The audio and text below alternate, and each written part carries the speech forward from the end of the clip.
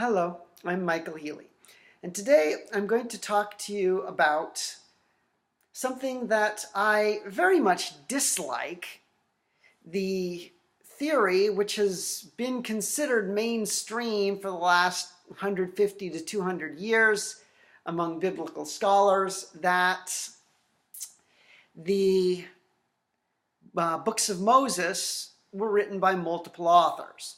But I do not dislike this theory for the reason you might think. Usually people disagree with it because they want to hold on to the idea that Moses was the author. And I'm okay with the idea that Moses was the author. I have nothing against that idea. But I think there's a much more fundamental problem with the documentary hypothesis, as it's often called, or the JEPD theory. Basically, in a nutshell, what has been the mainstream in biblical scholarship, at least since Wellhausen in the 19th century, has been the idea that you can identify 4 different sources in the first 5 books of the Bible. Genesis through Deuteronomy. These sources are the Yahwist, the Elohist, the priestly source, and the Deuteronomist source. And the idea is you can identify them by different primary concerns or different words used for the name of God. But in my experience, this theory betrays a complete and utter lack of any adequate understanding of how authors actually write and how books actually get written. Maybe you could make these arguments, I don't know, about an academic paper written and published in an academic journal. But outside that very limited context, I don't think these sorts of arguments apply. First of all, if a text claims to be relating true events, and especially if it is relating true events, we have to remember that real life can be messy sometimes. It's not as neat and organized as an academic theory. And there's no way it ever could be. And it shouldn't be as neat and organized as an academic theory. Oftentimes, a real person does have multiple names that he's known by, or nicknames. It's very common. And in some cultures, it's expected. I always introduce myself as Michael Healy, but my full name is Michael Joseph Dietrich Maria Healy. And then I also have my confirmation name, Francis de Sales. So I actually have multiple names. I go by Michael, but I have multiple names. And this was also very common in the ancient world. In the Analects of Confucius, for example, it's not uncommon for one of the disciples of Confucius to be known by more than one name. And here's the passage that illustrates it. This disciple, Tzu Lu, is known as Tzu Lu. He's also known as Chung Yu, or just as Yu. But as we can see in this passage I'm about to read, which juxtaposes these names in a context that makes it clear that they're all referring to the same disciple, they do all refer to the same disciple. The master said, "What is Yu's lute doing inside my door?" The disciples ceased to treat Tzu Lu with respect. The master said, "You may not have entered the inner room, but he has ascended the hall." So this passage twice refers to this disciple as Yu, Y-U, and once as Tzu Lu, Tzu-Lu. But the context of the story makes it clear that both Tzu Lu and Yu are names for the same person. Confucius criticizes you. Then the disciples fail to respect Tzu Lu. There's no reason given for failing to respect Tzu Lu except the criticism of you. Obviously, they're the same person. But even authors of fiction will use different names for the same character sometimes. A good example is J.R.R. Tolkien. But before I get into this, I need to explain why an author of fiction would do this. And to do that, I'm going to take a step back and explain another reason why the historical critical method fails from its inception, why its basic assumption about identifying different sources based on different names for God is a false assumption. Authors do not write with logical consistency in mind, and they do not write with a one-to-one correspondence between word and thing in mind. Authors write to create a desired effect in the reader or in the ear of the hearer. Except for academic publications, and sometimes even with academic publications, the author writes with a desired effect in mind. That desired effect may involve multiple names for the same character. It may involve a list of synonyms for the same thing. You cannot say that the presence of more than one word for the same person or character indicates different authors of a literary work. And among other things, the Bible is literature. It's not just literature, but it is literature. And the historical critical method portrays an utter ignorance of how real literature is done. So, the historical critical method claims that the use of the word Yahweh for God and the use of the word Elohim for God indicate two different sources. Well, first of all, these two names for God could very well have both existed simultaneously, side by side, and been used by the same author in different parts of the same text to create a desired effect. Or, as in the passage I read earlier from the Analects of Confucius,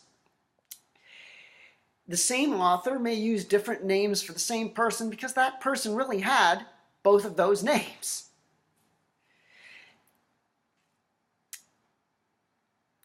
But to get back to the idea of using different names for the same character or the same person to create a desired effect, that's where Tolkien comes in. Many of Tolkien's characters have more than one name. The wizard is known as Gandalf to the hobbits and to ordinary humans, but he's known as Mithrandir to the elves and to more elvish-influenced humans or high-cultured humans like the men of Gondor. He's also known as Alorin to his fellow Maiar and to the Valar back in Valinor. The point is that this one character, Gandalf the Grey, is known by these many names. And later in the story, he becomes Gandalf the White instead of Gandalf the Grey. And even before he becomes Gandalf the White, and even among those who know him as Gandalf, some call him Gandalf the Grey. There's another who calls him Gandalf Greyhame.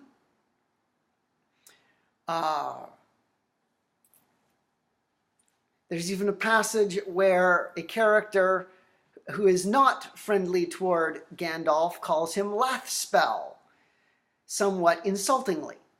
Not as a name, but more as an epithet.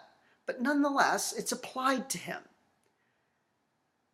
And that character himself has more than one name. He's known as Grima, but people call him Wormtongue. Because they don't like him, because he is an untrustworthy character. Likewise, you have Aragorn. The hobbits and the men of Bree know him as Strider. His given name is Aragorn, son of Arathorn, and that is how he would be known among his own people. The elves call him Elessar. He too has multiple names. And all of this goes toward creating Tolkien's desired effect. In Tolkien's case, he wants to create a world that seems real.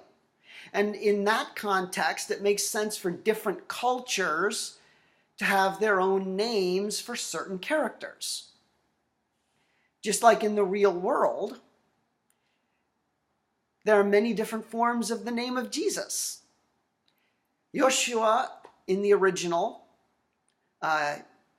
Jesus in Greek, Jesus or Jesu in Latin, Jesus in English, Jesus in Spanish, or sometimes differences in name are even more dramatic from culture to culture, and sometimes with less of a connection than you see between Jesus and Jesus and Yeshua.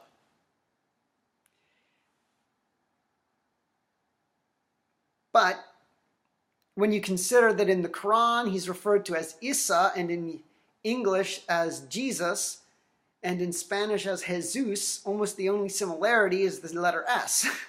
So even there's quite a bit of difference from language to language. So that's my fundamental complaint with the historical critical method, that one of its founding assumptions is built on the sand. Authors do not just pick one name for one character in a mathematical 1-to-1 ratio, which is what Wellhausen's theory would have to presume to have any validity. That's a false assumption. Authors don't work that way. Or at least they don't always work that way. Also, and Wellhausen should have known this. He should have known this, because he was German. And in 19th century Germany, Norse mythology was very popular. So Wellhausen should have been aware of this. In Norse mythology, in the traditional Germanic poetry from before the time that Christianity was introduced, there was an established tradition of having kennings, as they were called. Literary words, literary devices, alternate expressions for the same thing. You wouldn't say gold, you would say Sif's hair, for example. You wouldn't say ocean, you would say whale road. You wouldn't say king, you would say breaker of rings. But nobody would be stupid enough to say that on that basis alone you could find multiple authorship in Beowulf. Maybe they might argue it on other grounds, but even so, Tolkien did a pretty good job of arguing that there was just one author of Beowulf. Perhaps reworking older material, I don't know. But one author masterfully writing Beowulf.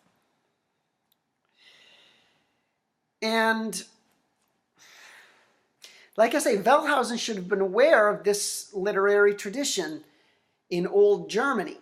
He should have been aware that there are literary traditions that encourage you not to use just one word for one thing, or one name or epithet for one character. And he should have realized then that it is possible that the ancient Hebrews saw no problem with the same author using multiple names for God. And that, therefore, there's no reason for a modern scholar to make that kind of an assumption. Also, As a great American writer once said, a foolish consistency is the hobgoblin of little minds. Well, I would say that as a corollary to that, an apparent inconsistency is the hobgoblin of little critics. And Wellhausen was one of those little critics.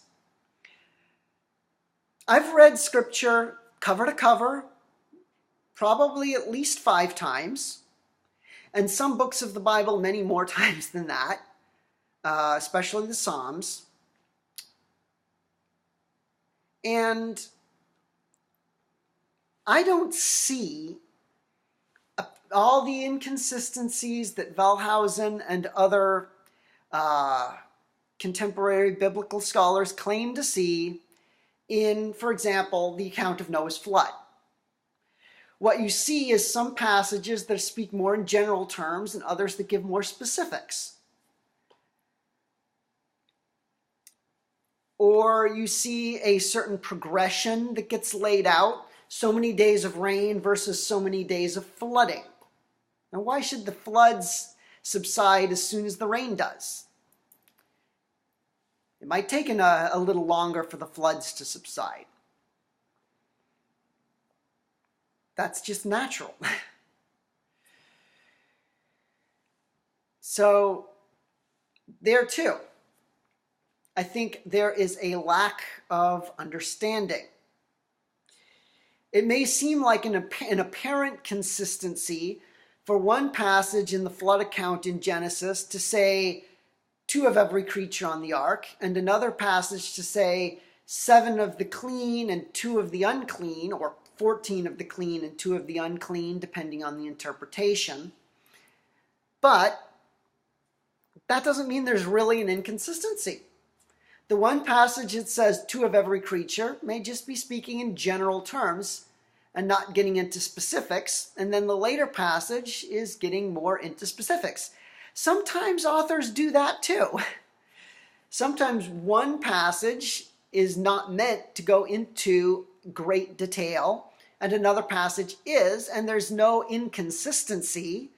It's just a different layer of detail, just a different magnification, so to speak.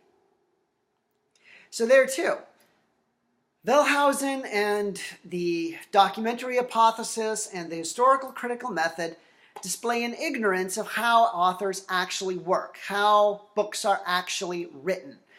They reduce everything to the level of their own minds without considering the fact that other minds may look at things differently than them, especially creative thinkers. Creative minds do not worry about a foolish consistency. Creative minds do not worry about using only one name or one epithet for one character. Creative minds are not burdened by that. And so I think that for 150 or 200 years now, mainstream biblical scholarship has been barking up the wrong tree. They've been building castles in the air, and those castles are going to come crashing down. So, that's where I stand. Oh, but one more thing. It's interesting to notice, I almost forgot about this example, but it's interesting to notice that in Tolkien's writings, it's not just characters who may have more than one name. Sometimes it's even items that they possess. In The Hobbit, Tolkien, there's the scene where Tolkien has Gandalf and Thorin find swords in the troll's den. They take the swords to Elrond. He reads the elvish writing on them and gives them an interpretation. The one sword is called Orcrist, which also means goblin cleaver. The other is called Glamdring, which also means foe hammer. Later we discover that the orcs have their own names for these swords. The orcs call the one Biter and the other Beater. So here we have weapons, and each of these weapons has 3 names. Later on in The Lord of the Rings, we see the same thing. Aragorn's sword. It was originally called Narsil. He renames it Anduril at one point in the story. So it's not just characters, it's even things they possess sometimes that have multiple names. All of this goes toward creating Tolkien's desired effect, and it all makes sense in the context of the history of Middle-earth, the world he created. And without using these multiple names for the same character and even for the same things sometimes, he would have been unable to create his desired effect. And it may very well be the same thing with the Bible. I could see one author, whether Moses or someone else, but I could see one author sitting down and saying, in this passage, I want to emphasize one aspect of God's character. So I'll use Yahweh to emphasize his closeness, his intimacy with his people. In this passage, I want to emphasize his majesty, so I'll use Elohim for God. In this passage, I want to keep both of those aspects of God's character in mind, so I'll use Yahweh Elohim. I can see one and the same author doing that. I could see myself doing something like that as a writer. Also, I originally had intended to bring this up, but I almost forgot.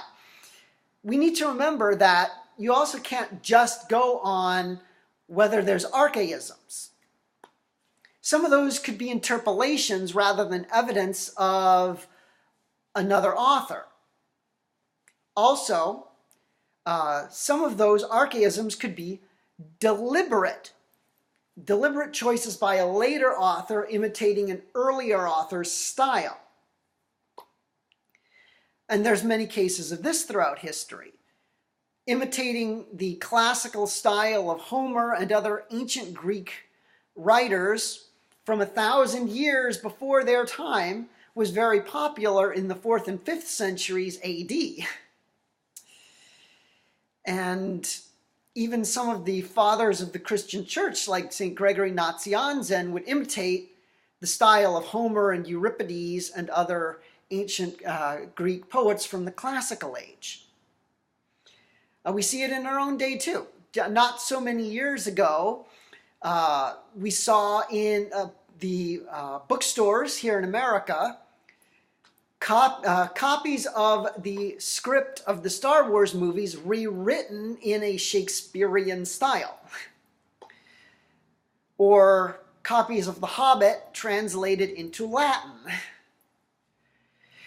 Of the 19th century, a deliberately archaic style was very popular as well among English poets. How do I love thee, let me count the ways. People did not talk like that in the 19th century, customarily. But the poets liked that archaic style at the time. For that matter, Tolkien too, depending on the effect he was trying to create, would sometimes use a deliberately archaic style. But the Teleri were unmoved by aught that he could say. That's not how people spoke in 20th century England and America. Well, for most of the 20th century anyway. The word aught, meaning anything or nothing, has pretty much fallen out of use.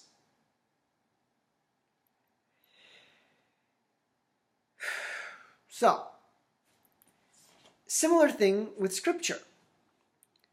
On the one hand, even if there were later authors who did help write some of the scriptural books, as the documentary hypothesis says, some of them, for all we know, could have been deliberately using an archaic style, in which case we'd never be able to sort what they wrote from authentically ancient material.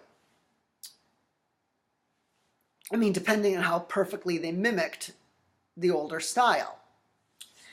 Or, on the other hand, we can't just take passages that say, well, this city was called this back in those days, but now it's called that. We can't take that as evidence of multiple authorship either, because like I said earlier, those could be interpolations. That does happen sometimes, that later material is interpolated into an older text. And that doesn't mean that that doesn't necessarily mean that the older text wasn't substantially complete before the interpolation was made. Some interpolations may be very brief, just a word or two. And it could be that the books of Moses were substantially complete when Moses died, for all we know. They could have been substantially complete when Moses died, except that later scribes added a few interpolations, and the account of the death of Moses at the end of the book of Deuteronomy. Clearly that was added after the death of Moses. But in general, it could well be, for all that we can prove, that the books of Moses were substantially complete when Moses died. Well, I see that this has been my longest video so far. I hope it's been informative, and I hope you liked it. God be with you.